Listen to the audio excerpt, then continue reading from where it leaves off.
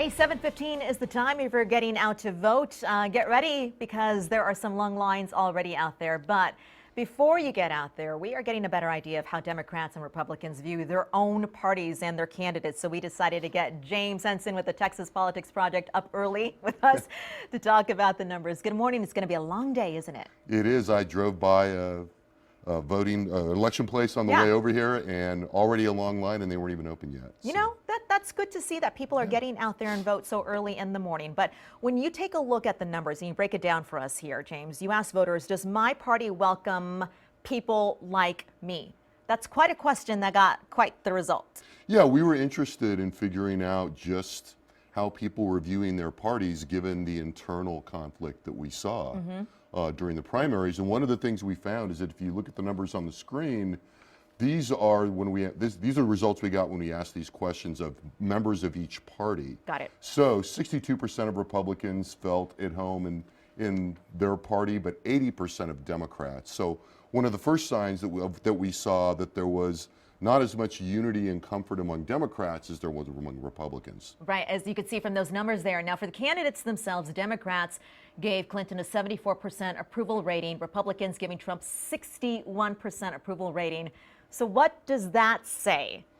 Well, it tells us something that I think we expected, which is that Donald Trump has not been a candidate that all Republicans immediately embraced, and that feeling lingered through October.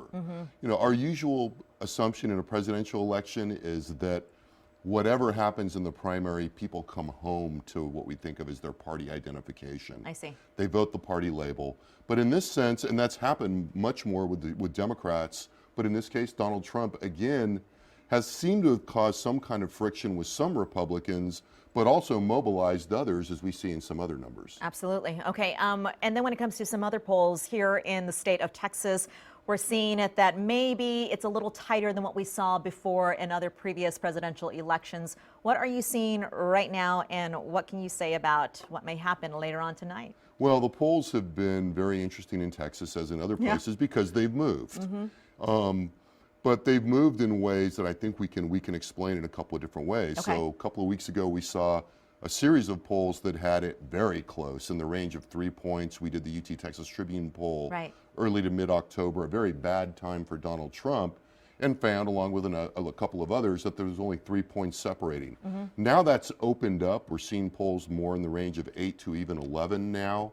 So what we think has gone on is that when candidates are going through a bad media cycle, and we've seen both candidates go through pretty bad media cycles. Absolutely.